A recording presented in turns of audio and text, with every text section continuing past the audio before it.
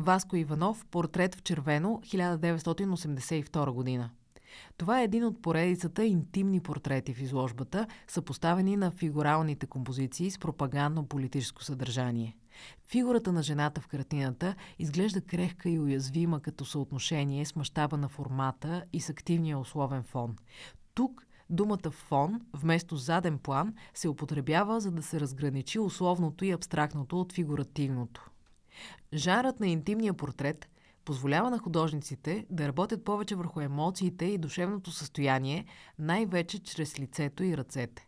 В портрет в червено на тези места колоритът е едва видимо по-монохромен.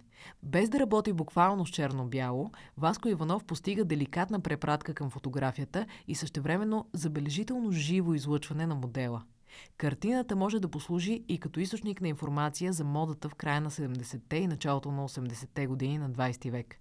Фонът, от който идва и заглавието на картината, ясно рефлектира върху белия цвят на блузата. Това е нетипично ярко червено за традиционно използваните маслени бои по онова време. От всички цветове, може би червения е натоварен с най-много символични интерпретации. Той е и сред символите на комунистическата и социалистическата идеология. В тази изложба можем да проследим различни интерпретации на пропагандното червено, но съдържанието в картината на Васко Иванов насочва към друго тълкуване.